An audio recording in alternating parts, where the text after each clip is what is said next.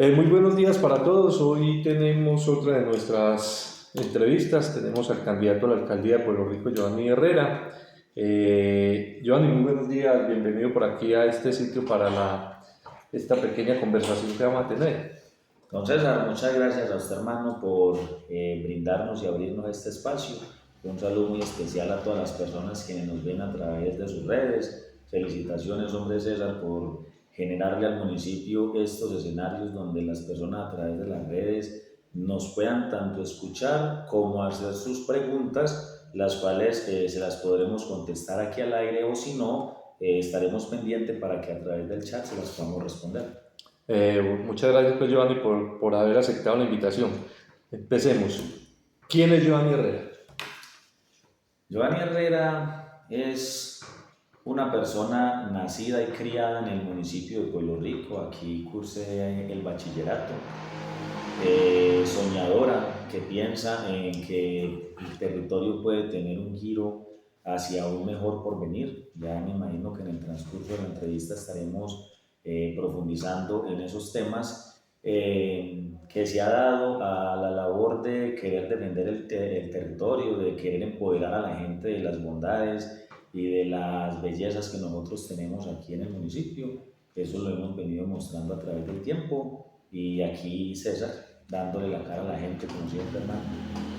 Muy bien. Bueno, Giovanni, una de las preguntas que toca hacer. ¿Usted por qué quiere ser alcalde de Pueblo Rico?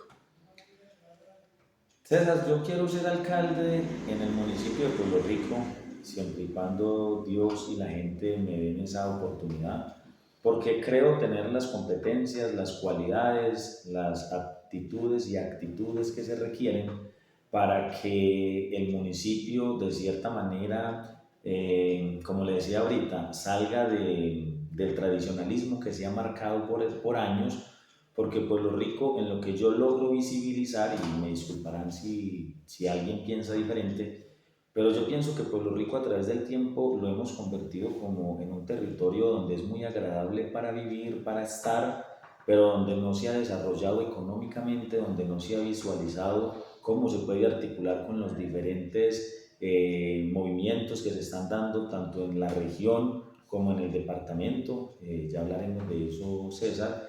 Y entonces lo que yo quisiera es que Pueblo Rico deje de ser una rueda suelta en el departamento y empiece a convertirse en un engranaje que pueda girar a la medida en que gira todo el territorio que es circunvecino con nosotros. Eh, pero en sí, ¿qué es lo que usted quiere para Pueblo Rico? ¿Por qué quiere ser alcalde? Dentro de mis planes nunca ha estado ser alcalde, por decir algo, pero si yo quisiera ser alcalde, yo diría, porque es que yo quiero cambiar qué o hacer qué. Listo, César, vea. Por ejemplo, yo estuve el 31 de diciembre en la Yechocó con unos amigos y pude visibilizar cómo se está pavimentando la vía hacia Puerto Nuevo para adentro, se está pavimentando unas vías lo suficientemente amplias en lo que algunos años se podrá convertir en el puerto de Tribugá. Estamos viendo cómo en Caimalito se construyó una zona franca. Estamos viendo cómo se está anunciando desde hace varios años la puesta en funcionamiento de la PLEC, la plataforma logística del eje carretero en la Virginia. Se está viabilizando la vía férrea que desde Medellín conecta al valle a través de la Virginia.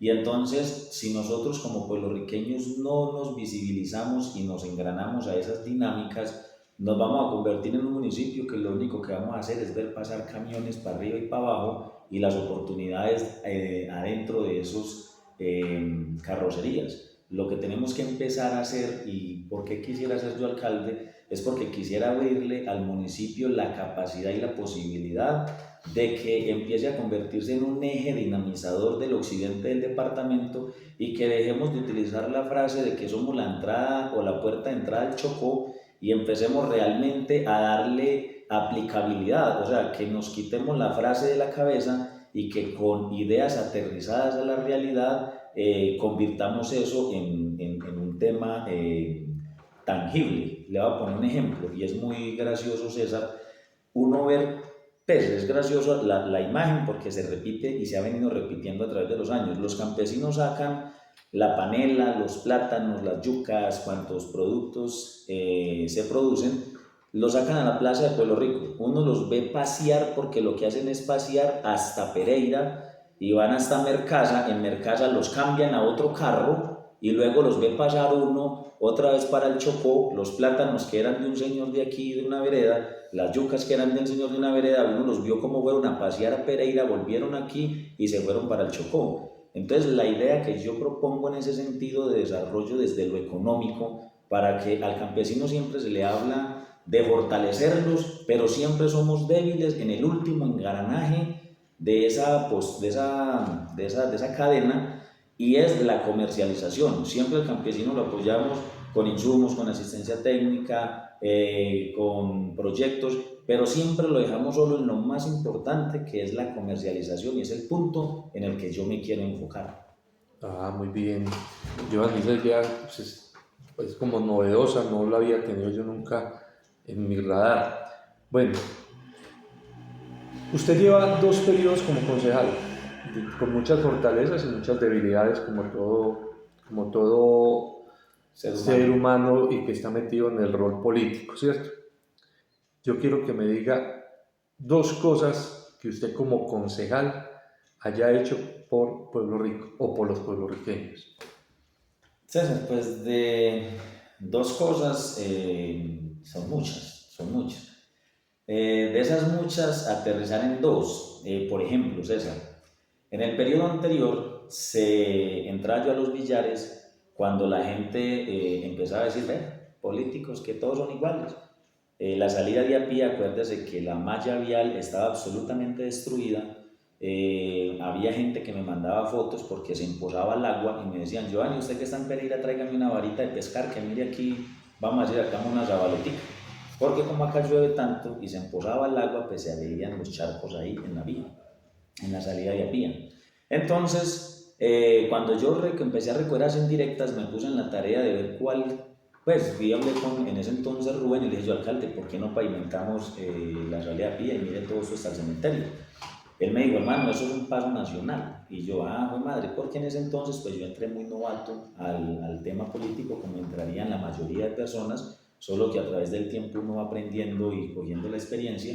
Entonces, entendí yo que eso lo pavimentaba era el Invías. Me fui para el Invías, de hecho su hermano, a quien apreciamos y recordamos, nos acompañó a esa reunión. Fuimos, hicimos la reunión. El Invías dijo, yo no puedo pavimentar porque debajo de esas vías hay una red de acueducto y alcantarillado que tienen más de 30 años, entonces hasta que no cambien esas redes no puedo hacer la pavimentación, que eso lo tenía que hacer empresas públicas.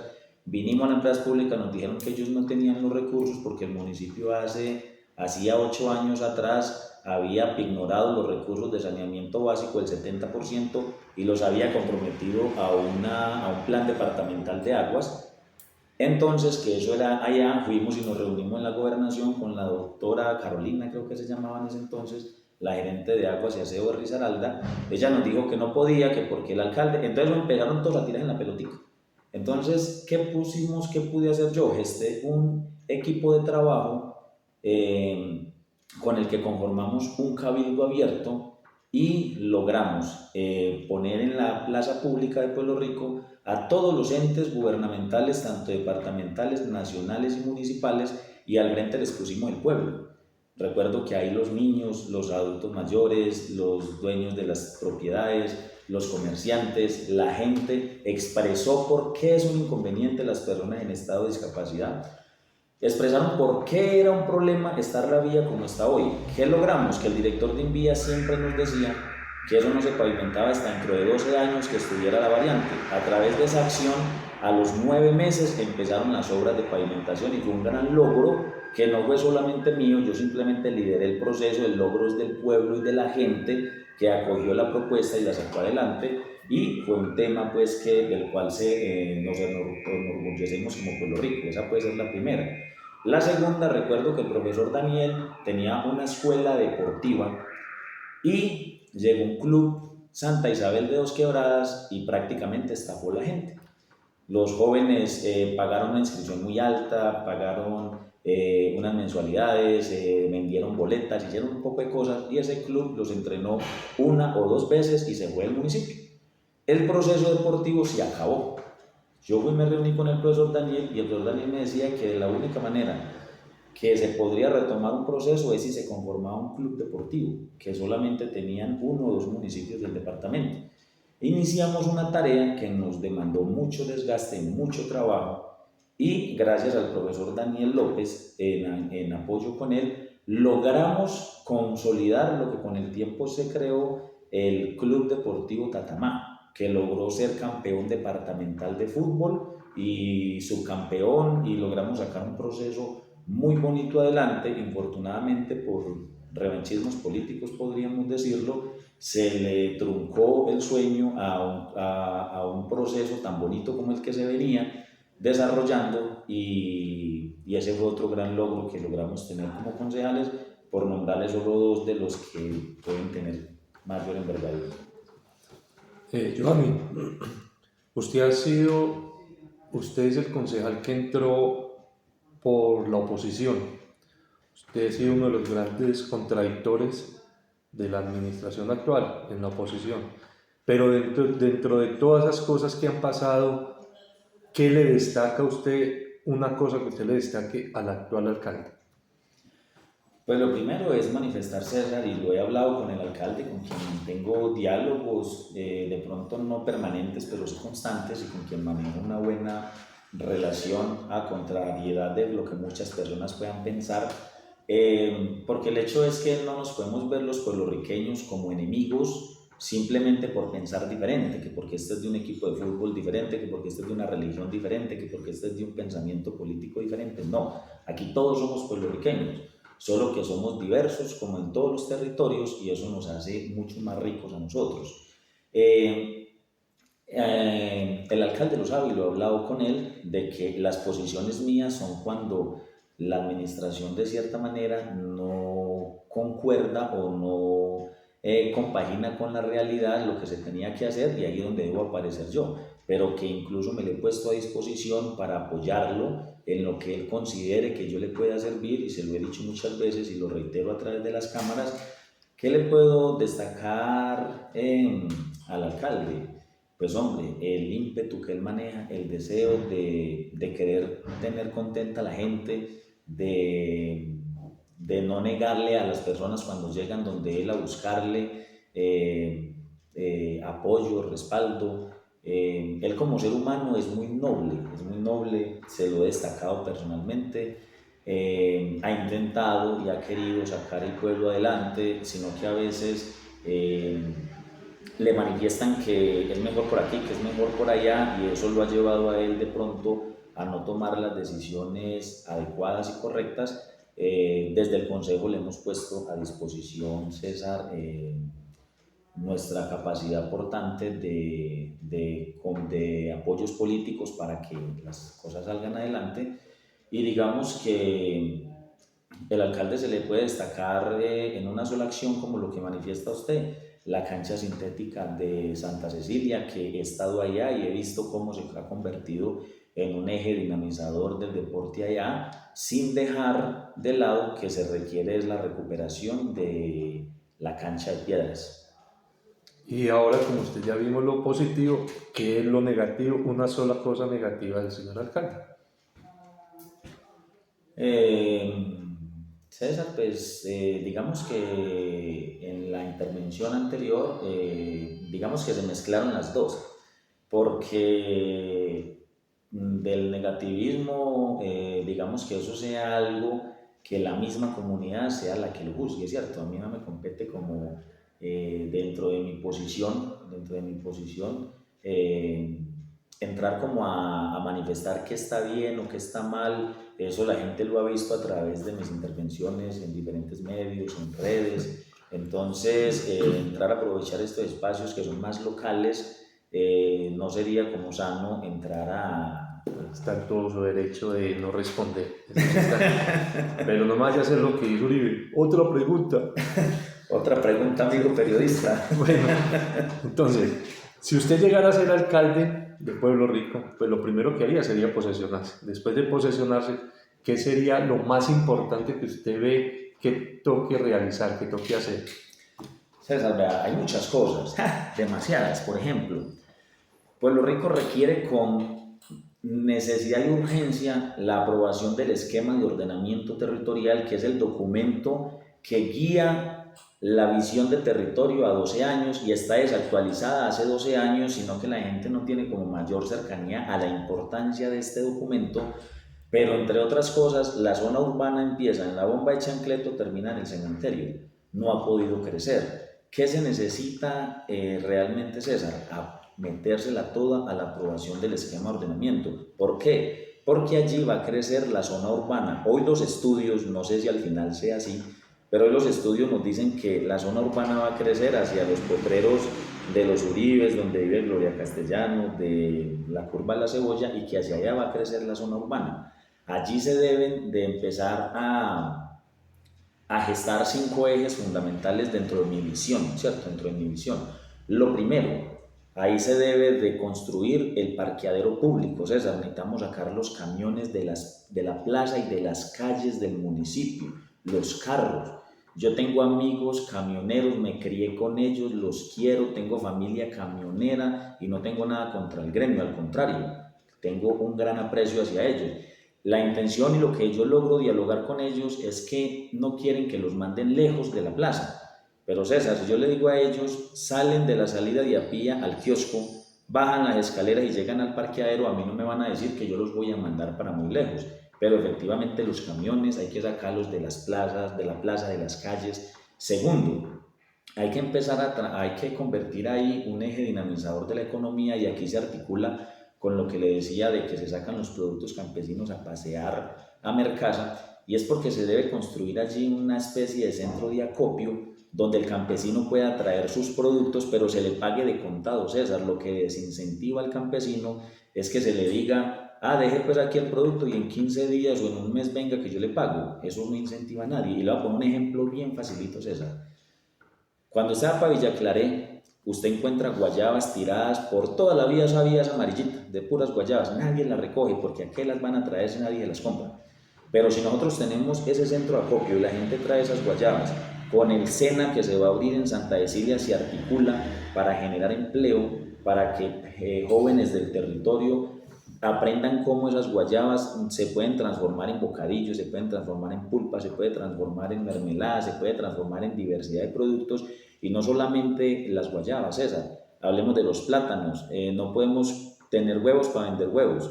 Entonces, los plátanos, convirtámoslo en harina de plátano. ¿Qué se está haciendo hoy que se ve mucho y se ve cachezudo? Cogen el plátano, lo pelan, lo empacan, a veces lo parten en tajadas y lo venden ya listo para que la persona lo ponga a freír o para que tenga más, o sea, el consumo sea más rápido y más ligero. Y eso lo podemos hacer nosotros, César. Entonces, si nosotros tenemos esos productos y los vamos a llevar al Chocó porque somos la puerta de entrada, pues ahí tenemos que contar con una persona que sepa de mercadeo y ventas, que como mínimo se vaya para el Chocó, tenga el inventario de todas las tiendas que en gran parte son de pueblos-riqueños, lo mismo que en el occidente del departamento, y entonces llamen, venga, tenemos tantas toneladas de plátano, tantas de yuca, tantas de estos productos, tantas de estos otros, y ellos digan, bueno, entonces tráigame tanto, tráigame tanto, tráigame tanto. Ahí se le da trabajo ¿a quién? A los conductores, el que tenga una camioneta, el que tenga una turbo. Hermano, hay que llevar esto a Tadó, hay que llevar esto a Bogotá, hay que llevar esto a la G, hay que llevar esto a Ismina, hay que llevar esto allí, hay que llevar esto allá. Y entonces empezamos a generar empleo, porque César, le doy un dato preocupante. En diciembre de este año finalizan las obras de pavimentación de la vía, y no porque se termine la pavimentación de la vía, sino los recursos, la obra existente, los recursos existentes. Póngase a pensar que así por encimito estén trabajando 200 personas en toda la vía del pueblo, y póngale el salario solamente al mínimo, 1.200.000. ¿Cuánta plata está girando mensualmente gracias a eso en el municipio? Entre 250 y 300 millones de pesos. Que esa plata mensual que gira en el territorio va a dejar de girar después de diciembre, y es un problema que va a tener la próxima administración, y que si no se le paran bolas desde ahora, entonces, César, no vamos a sacar el pueblo adelante. Tercer eje que se tiene que tener en cuenta en ese sector de desarrollo a través del esquema de ordenamiento, César. Hoy el municipio no tiene una capacidad portante instalada donde en instituciones educativas puedan venir a formar a nuestros jóvenes, porque no hay dónde. Usted ya vio el Instituto Millennium, que le tocó ubicarse en un segundo piso de una vivienda. Hay unos muchachos que quieren estudiar producción pecuaria y están mirando cómo los mandan para Paseato, Paseato, están buscando dónde ubicarlos, porque el municipio solo se enfoca en que encuentra una zona verde, un espacio público, y lo único que visualiza para construir es vivienda. Y claro, la vivienda es importante, pero no estamos visionando el pueblo rico hacia un futuro, hacia algo, sino que a convertirlo en un vividero muy tranquilo, muy chévere, muy agradable, pero sin oportunidades, que ahí es donde está fallando la visión de las administraciones. Entonces allá se tiene que construir eso, César, además porque las asociaciones no tienen oficinas, no tienen sedes, y eso tiene que ser una solución que un municipio le tiene que brindar para poder que un territorio se desarrolle. El cuarto renglón debe de ser un complejo deportivo muchos me dirán, pues usted no alcanza a hacer eso en 4 años, sí, pero se podrá desarrollar, se podrá proyectar y se debe de quedar en un esquema de ordenamiento territorial para que se continúe a través de diferentes administraciones. Miremos a Santuario nos lleva años luz, pistas atléticas, canchas de fútbol, de microfútbol, voleibol, de todo, para que las personas puedan tener en un solo lugar un centro donde se puedan recreacionar. Y el quinto componente obviamente es vivienda, porque Pueblo Rico tiene un déficit habitacional enorme. Vaya, mire usted dónde encuentra usted un letrero de si arrenda en Pueblo Rico, y si lo encuentra, pase a la media hora y ya no lo encuentra. Entonces, efectivamente, esos son los 5 ejes que yo pienso dimensionar el municipio. Bueno, Pueblo Rico tiene muchos problemas y conciso, le voy a tocar unos sectores y usted me va a decir qué piensa hacer en eso. Saneamiento básico urbano y rural. Estamos atrasados, todavía vemos basuras en las calles, vemos poblaciones que toman el agua directamente del río sin hacerle un tratamiento. Entonces, ¿qué hay que hacer? ¿Qué debemos hacer? César, empezar por lo básico y lo elemental, el agua. El agua es vida, y el agua que consumimos los pueblorriqueños no es potable. Los estudios de laboratorio que hace la Secretaría Departamental de Salud nos dicen que ni siquiera en la zona urbana consumimos constantemente agua potable. ¿Qué se debe de hacer? A implementar procesos de potabilización en los centros poblados inicialmente, pues tocaría en la zona urbana, Santa Cecilia, Villa Claret, y luego en las comunidades indígenas, porque se nos están disparando indicadores de salud que son preocupantes, César. Y usted me dijo conciso, pero le voy a tirar una sola cifra. Mientras que en el 2018 se presentaban 83 casos de malaria, año a año se han venido aumentando. El año pasado fueron 2.052 casos de malaria, y en lo que va corrido este año llevamos más de 700 casos de malaria. Entonces, si es algo que se nos está desbordando y saliendo de las manos, tenemos que prestarle atención. El año pasado murieron murieron 40 menores de edad. Dentro de esos 40, 37 son menores de 5 años. Yo estoy averiguando si esas cifras comparables con La Guajira, porque yo creo que infortunadamente, y sería algo muy escandaloso, que hayan muerto más niños en Pueblo Rico que en toda La Guajira. Entonces, y todo parte desde una premisa fundamental: el agua, saneamiento básico, recolección de basuras, todo el componente desde ahí. Hay que empezar a mirar cómo se fortalecen las empresas de servicios públicos que puedan prestar un servicio rural para que también entre a recoger a Santa Cecilia, pero oficialmente, no como se ha venido haciendo históricamente. Pero esa, digamos que es un tema más a profundidad y usted me está pidiendo concreto. Educación.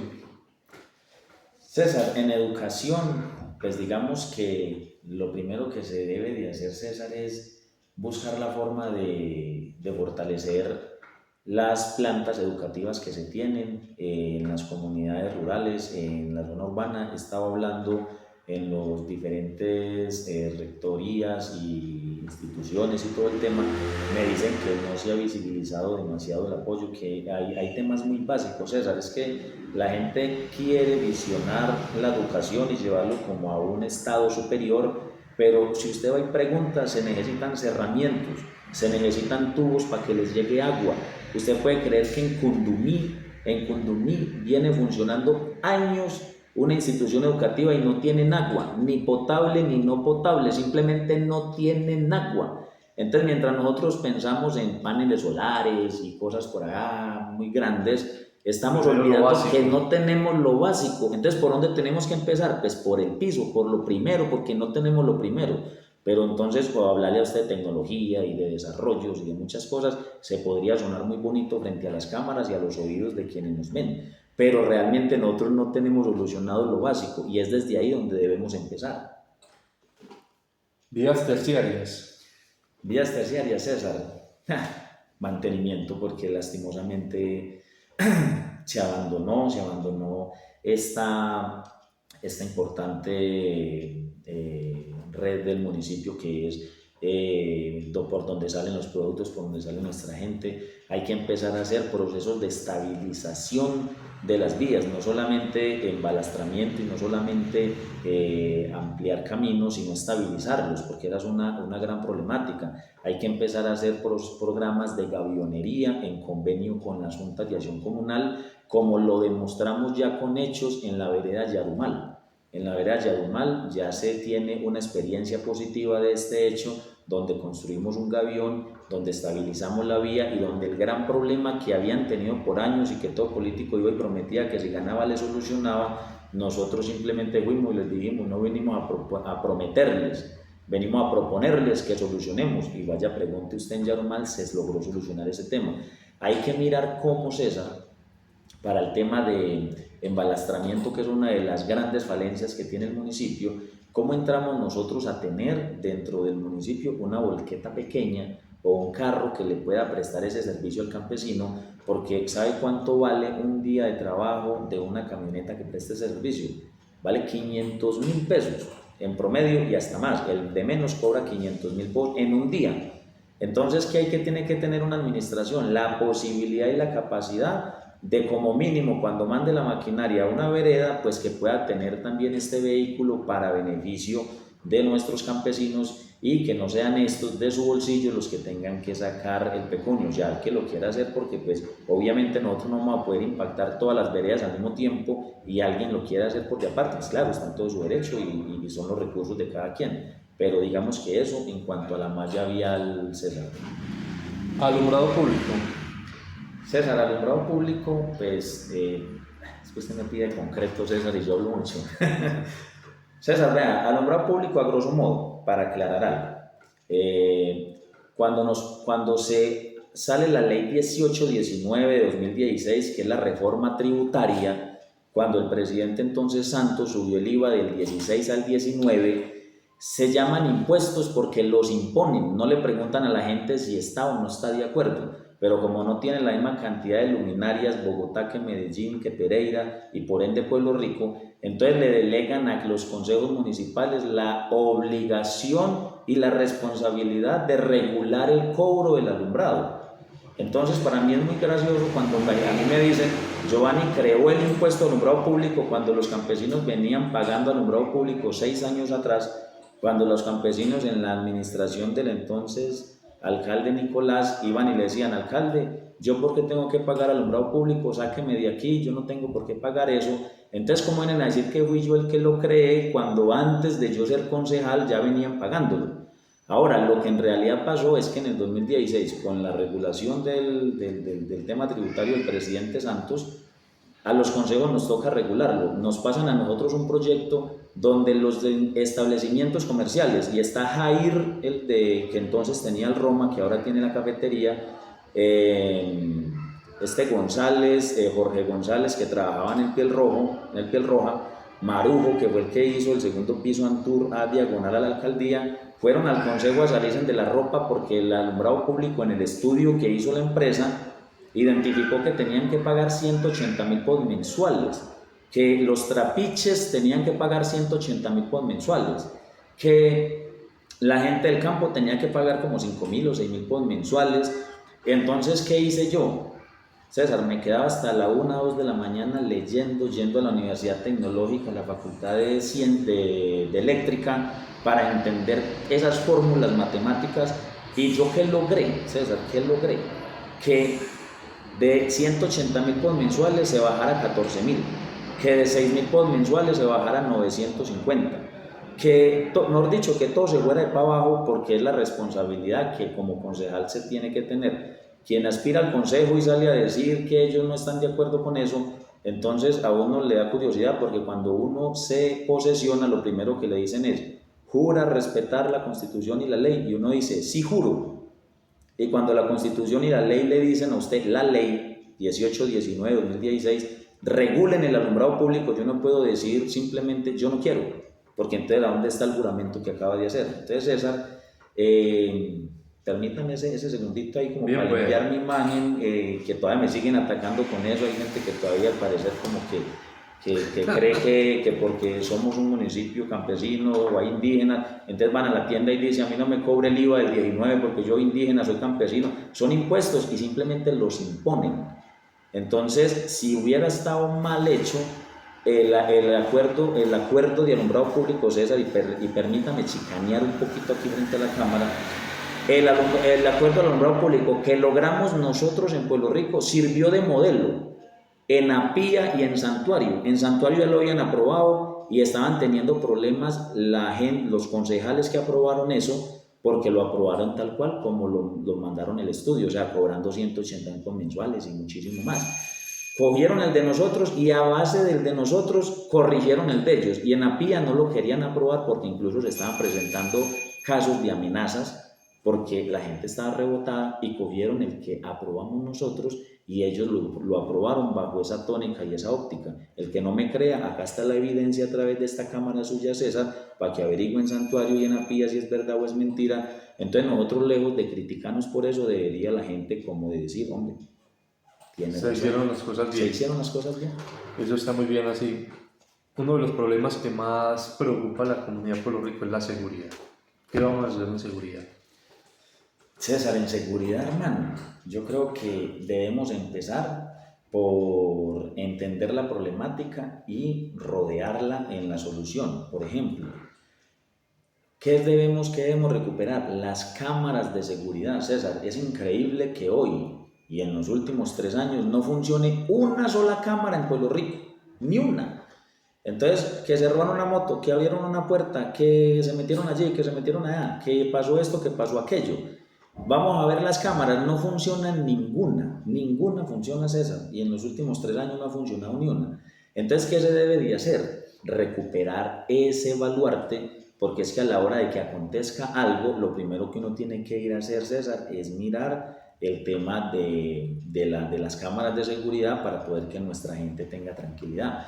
También hay que, por ejemplo, en Santa Cecilia, ¿cómo es posible que en Santa Cecilia, César, la policía no tenga una sola moto?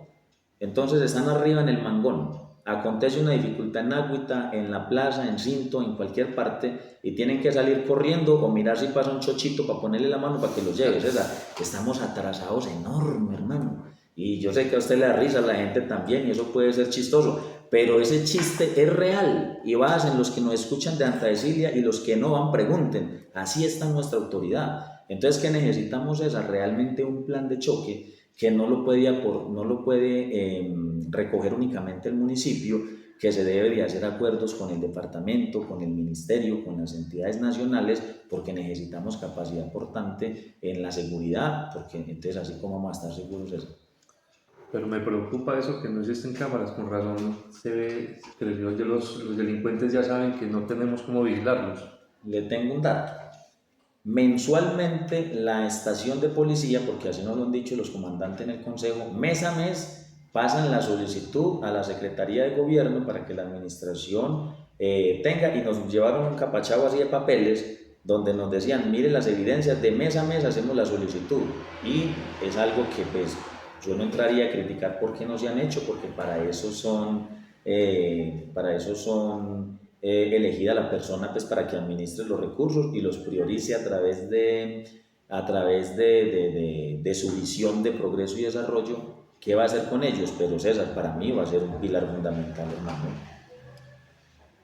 Deporte, recreación y cultura.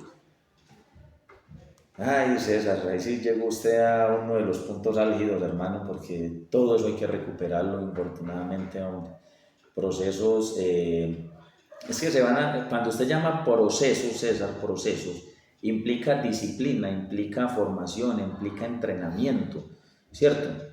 Y cuando uno ve que los recursos se ejecutan faltando 2 meses para acabarse el año, dígame qué proceso se va a hacer ahí. Ahí no hay procesos.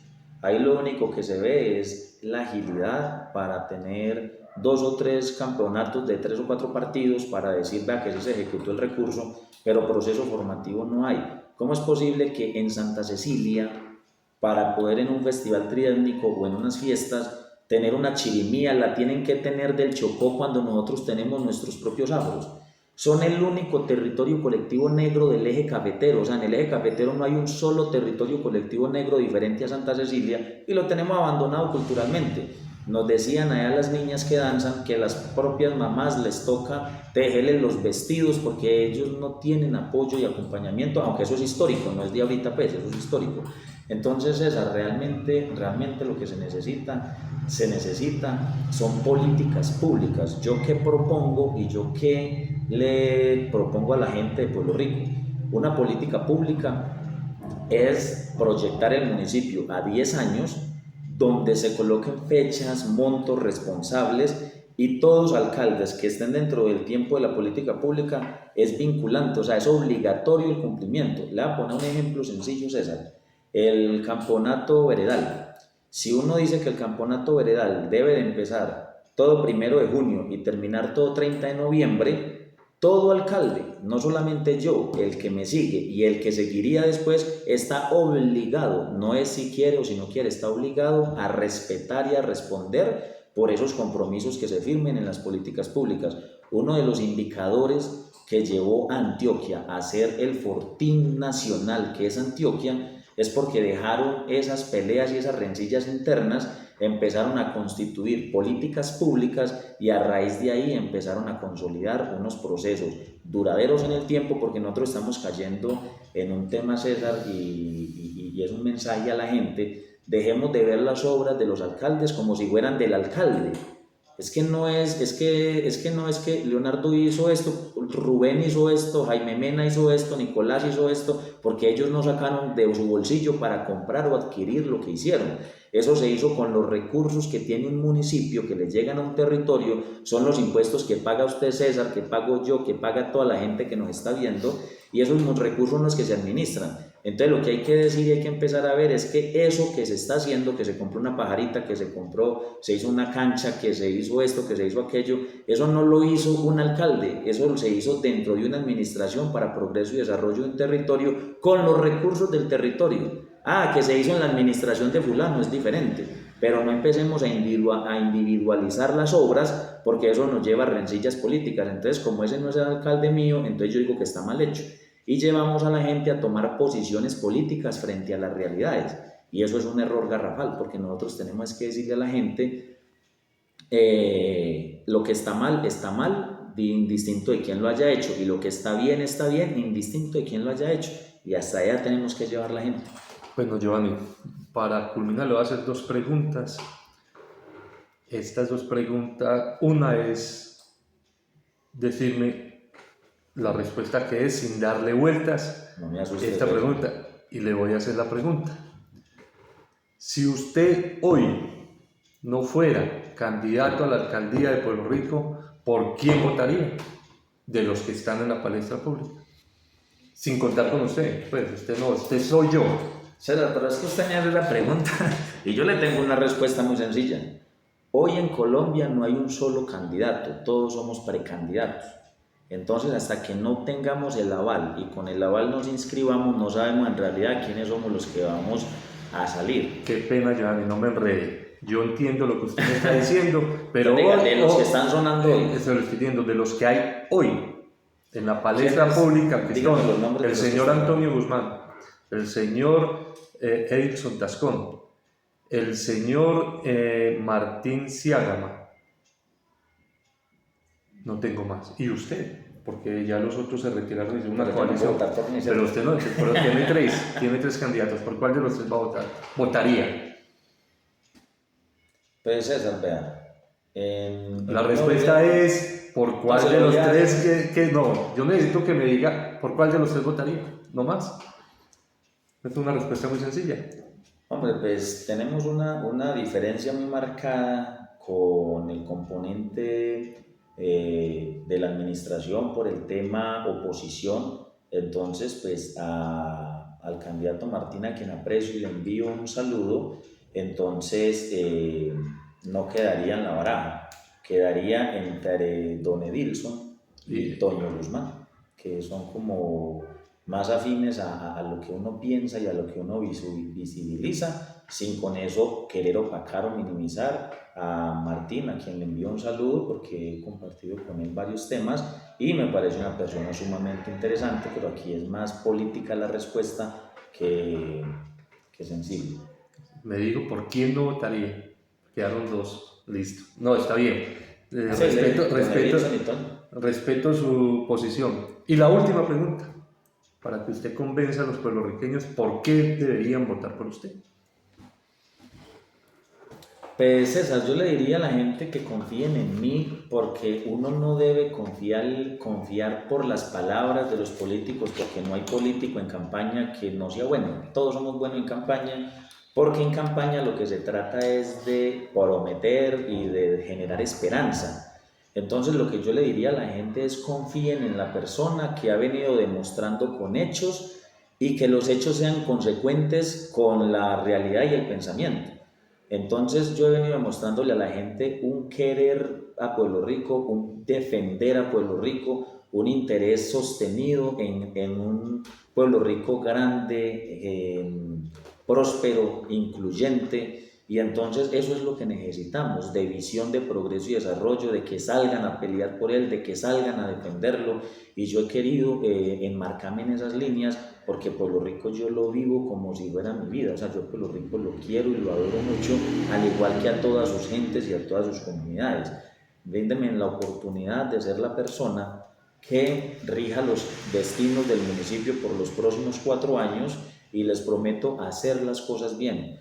Y les voy a hacer una promesa a la gente de Pueblo Rico a través de estos teléfonos, y es que yo no voy a ir a entregarle ninguna dependencia del territorio a nadie ajeno al municipio. Yo los acuerdos que voy a hacer los voy a hacer es con la gente del pueblo, con los sectores del municipio, porque Pueblo Rico tiene que ser de nosotros y para nosotros. ¿Sí? Entonces, invita a toda la gente a que confíen en este humilde servidor, y el que considere que puede querer otra cosa para el territorio está en todo su derecho a hacerlo. Giovanni, muchas gracias pues por estos minuticos. Espero que a la gente le guste, vean el video y esperamos sus opiniones, sus comentarios. Por favor, de una manera decente, sin insultar, sin tratar mal ni al candidato ni a este servidor, sino qué opina usted de la entrevista. Muchas gracias y en los próximos días estaremos con otro de nuestros candidatos a la alcaldía de Puerto Rico. Muchas gracias, César. Muchas gracias a usted y un saludo a todos.